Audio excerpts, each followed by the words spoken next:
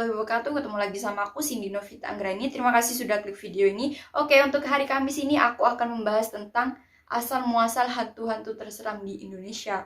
Kemarin kan kita sudah membahas tentang hantu-hantu terseram di Indonesia kan. Banyak dong yang aku ceritakan. Tapi video yang aku kemarin itu ada part 2-nya juga dong. Jangan lupa ya, kalau kalian belum tonton video aku, tonton aja ya di sini ya.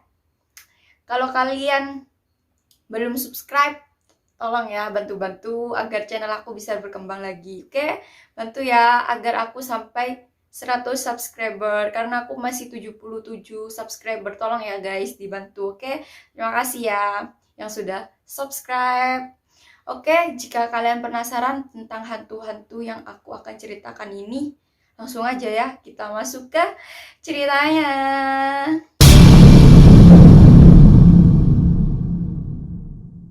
Kuntilanak dalam bahasa Melayunya adalah Pontianak atau Puntianak atau juga disingkat dengan sebutan Kunti. Kunti adalah hantu yang berasal dari wanita hamil yang meninggal dunia atau wanita yang meninggal karena belum sempat melahirkan anaknya. Nama Puntianak ini merupakan singkatan dari perempuan mati beranak. Mitos ini mirip dengan mitos hantu Lungsuwir karena yang terkenal di Asia Tenggara terutama di Nusantara. Mitos hantu kuntilanak ini jangan kuntilanak dah ya, kita panggil Kunti aja ya, biar enak gitu loh.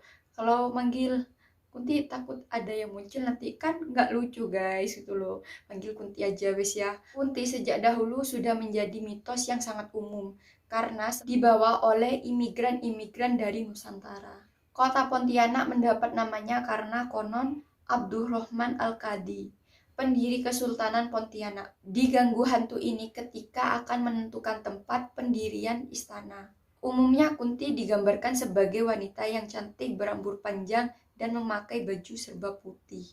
Beda dalam cerita rakyat Melayu guys. Kalau rakyat Melayu itu meyakini atau menggambarkan Kunti ini dengan sosok wanita yang cantik tapi punggungnya berlubang atau bolong gitu loh. Tapi menurut tradisi Sunda, mereka meyakini kalau Kunti tidak memiliki punggung yang bolong gitu loh. Ya setiap orang pasti beda-beda kan, apalagi di setiap daerah pasti beda-beda. Kalau di Melayu itu menurut mereka kalau Kunti itu memiliki punggung yang bolong. Kalau di Sunda juga tidak memiliki punggung yang bolong, sama seperti di Jawa. Kunti sih ada juga yang tidak bolong, ada yang bolong. Ya tergantung sih meninggalnya itu seperti apa gitu loh guys. Jenis yang memiliki lubang di punggungnya disebut dengan sundel bolong. Konon Kunti juga menyukai tempat-tempat tertentu untuk bersemayamnya atau tempat tinggalnya. Misalnya seperti pohon waru yang tumbuhnya condong ke samping. Ya seperti itu dah. Ada juga kok yang tinggal di pohon gayam juga. Kunti juga digambarkan senang meneror penduduk kampung untuk menuntut balas. Kunti ketika muncul selalu diiringi dengan bau harum bunga kamboja. Konon laki-laki yang tidak berhati-hati bisa dibunuh oleh Kunti. Kunti juga bisa merubah wujudnya menjadi wanita penghisap darah. Kunti digambarkan membunuh mangsanya dengan menghisap lehernya. Atau seperti vampir ya berarti ya. Kenapa harus menghisap leher gitu loh? Ya aku kurang tahu juga ya. Kunti juga sering dikatakan menjelma menjadi sosok wanita cantik dan berjalan seorang diri di tempat yang sangat sunyi. Wah itu sih horor menurutku. Kalau ada orang laki-laki yang lewat pas nengok kan jadi serem juga ya kan. Makanya itu guys, untuk kalian laki-laki jangan keluar malam-malam ya. Nanti kalian bilang ada wanita cantik pas dia berubah jadi wujudnya Kunti kan kalian shock gitu. Nanti kalian dihisap bingung, nangis. Berdasarkan kepercayaan dan tradisi menurut masyarakat Jawa, mereka meyakini jika Kunti tidak akan mengganggu wanita hamil ketika mereka membawa gunting, pisau, dan paku. Pasti itu tidak akan berani mengganggu Kuntinya. Karena masyarakat kami mempercayai kalau mereka selalu membawa itu kemana-mana, mereka pasti tidak akan diganggu oleh Kunti. Hal ini menyebabkan sering ditemui kebiasaan meletakkan jarum, gunting, dan pisau di dekat tempat bayi. Itu sih buat apa gitu loh. Kalau misalnya jarumnya, guntingnya, atau pisaunya kena badan bayinya kan nanti ya apa gitu loh. Kalau orang Jawa memang gitu ya kepercayaannya. Ya kita harus saling menghormati karena itu juga dipercaya juga kalau zaman dulu. Kalau sekarang aku kurang tahu juga ya. Aku belum menemukan hal seperti itu di zaman modern ini. Kalau sekarang sih anak bayi ya ditempatkan ke tempat tidur biasa, nggak ada kayak jarum, gunting, pisau, nggak ada kalau sekarang. Kalau zaman dulu sih katanya sih ya ada memang. Kalau sekarang nggak mungkin, karena orang modern sekarang kan memang apa ya, nggak ada yang percaya, ada juga yang nggak percaya gitu loh. Ya tergantung kitanya gitu loh. Ya kita kembalikan ke masing-masing orang juga kan. Menurut kepercayaan masyarakat Indonesia tuh percaya kalau paku atau benda-benda tajam itu bisa digunakan untuk menangkal serangan dari kunti. Makanya kalau ada kunti yang menyerang kita, langsung aja kita tancapkan ke ubun-ubun guys. Kalau kalian ketemu, kalau nggak ketemu sih nggak usah ditancapkan gitu loh guys. Buat apa gitu loh. Ya nanti kuntinya hilang sendiri kok. Dengan berdoakan juga bisa guys. Ngapain harus nancapkan paku ke ubun-ubunnya? Kalau kalian bawa paku, kalau nggak bawa ya sama aja dong, bohong kalau gitu. Di dalam kepercayaan agama Samawi, Islam, Nasrani, dan Yahudi, kunti termasuk golongan jin kafir atau setan. Di dalam Islam, kunti termasuk golongan jin dari jenis hafaf, yaitu jin yang suka mengganggu atau menakut-nakuti manusia, dan arwah jin yang mengaku-ngaku sebagai orang yang sudah meninggal. Menurutku sendiri ya, jin itu ya bukan manusia yang sudah meninggal guys, tapi dia adalah apa ya, makhluk yang suka jahil memang.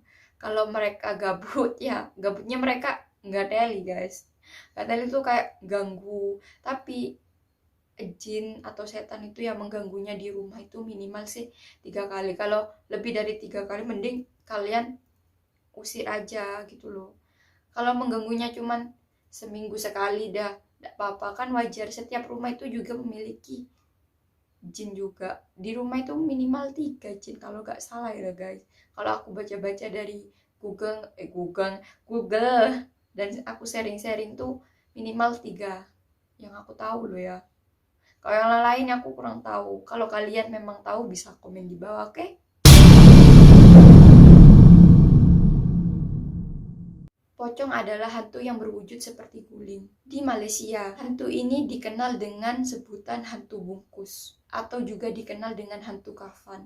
Pocong adalah hantu yang konon merupakan arwah orang mati yang terperangkap dalam kafan mereka sendiri. Mereka yang percaya akan adanya hantu ini beranggapan pocong merupakan bentuk protes dari si mati yang terlupa dibuka ikatan kafannya sebelum kuburnya ditutup.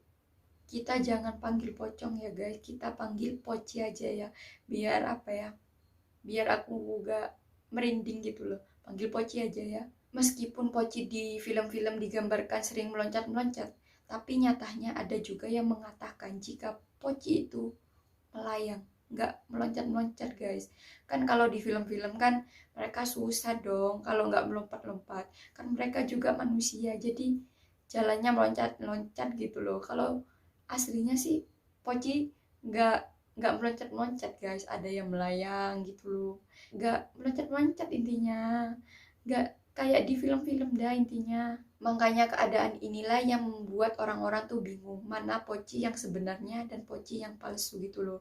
Ya aku juga bingung kan, kalau di film-film kan poci loncat dong, ini enggak, aslinya poci itu terbang, nggak napak. Itu napak guys, apa itu bukan poci asli, itu mah film ya kan, kalian tahu pastinya kalau poci itu di film sama yang aslinya tuh beda jauh guys, nggak sama-sama sekali.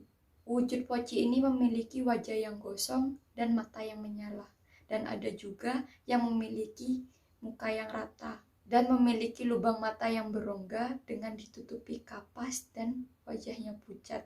Itu sih muka poci yang menurutku sangat-sangat seram. Ya intinya kayak gitu dah. Nanti dah kalian tahu juga kalau ketemu poci guys. Ih enggak kok, canda kok guys, canda-canda. Kepercayaan akan adanya poci ini cuman berkembang di Indonesia, terutama di Jawa dan Sumatera pastinya. Walaupun penggambarannya mengikuti tradisi Islam atau Muslim, namun umat beragama lain juga mempercayai akan eksisnya poci ini. Kan? Horor poci ini. Aku juga nggak suka sama poci ini. Udah jangan disebut, nanti dia tiba-tiba ada kan, aku jadi sakit kepala. Nanti aku nggak bisa tidur guys. Aku syuting ini loh pukul berapa? 2:30 guys. Ini sudah pagi, bentar lagi subuh ya kan.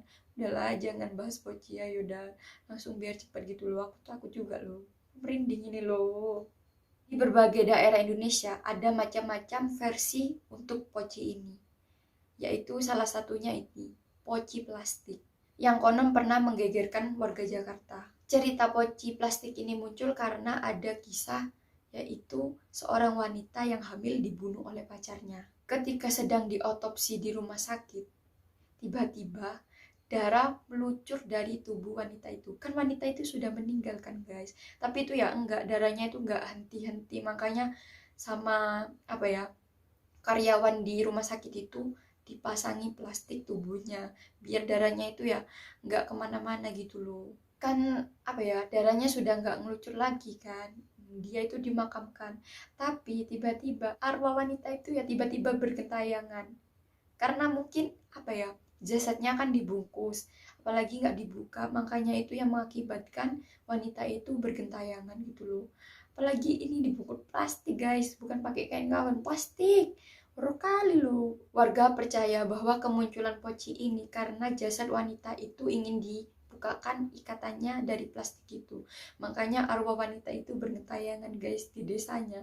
Makanya itu waktu itu Jakarta geger karena poci plastik ini ya, lumayan horor ya menurutku. Lain cerita di daerah Sidoarjo guys, di Jawa Timur, itu ada juga yang menggambarkan poci ini sedang mengendarai delman.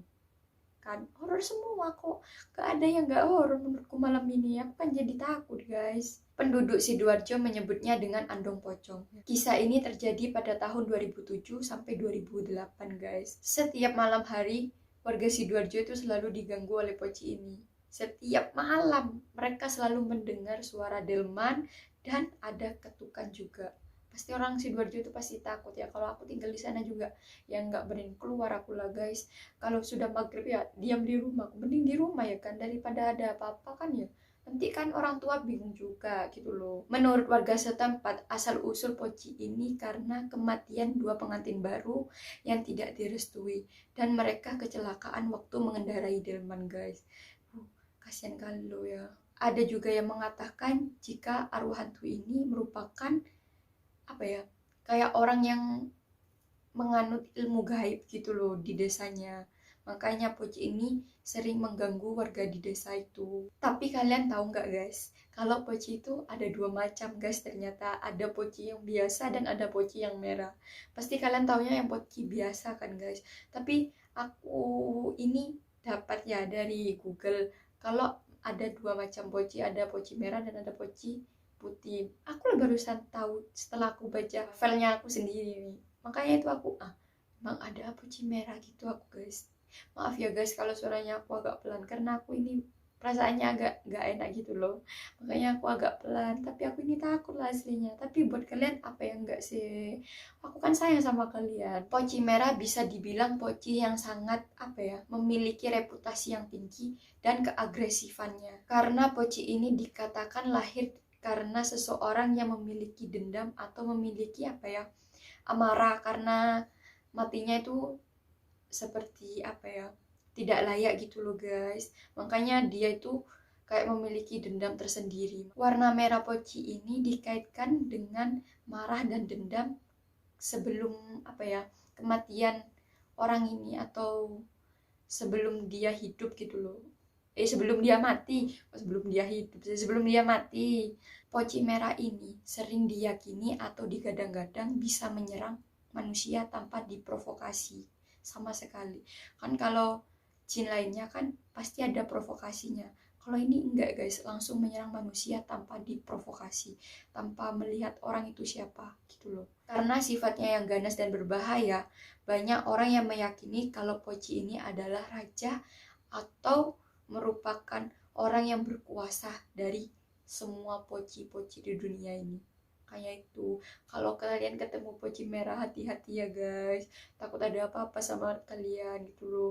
Kalau bisa ketemu poci ataupun kunti, berdoa ya guys, jangan lupa biar kalian selalu dilindungi oleh Allah Subhanahu wa taala. Amin. Oke, sekian dari aku. Itulah cerita-cerita asal muasal hantu-hantu seram di Indonesia. Menurut kalian dari Poci atau Kunti yang paling horor? Menurut aku sih ya dua-duanya ini horor. Maaf ya guys, aku nggak bisa bahas ini terlalu panjang lagi karena durasinya ini sudah panjang loh. Nanti aku akan bahas ke part 2 ya, biar kalian bisa tahu gitu loh banyak asal muasal hantu-hantu seram di Indonesia dari apa aja gitu loh. Oke, sekian dari aku. Jika ada salah kata perbuatan tolong dimaafkan. Jika ceritanya kurang detail atau bagaimana bisa ya komen di bawah. Terima kasih buat teman-temanku. Jangan lupa like, comment, share, dan pastinya di subscribe. Oke, jangan lupa juga mampir-mampir ke channel aku. Oke. Bye. See you next time.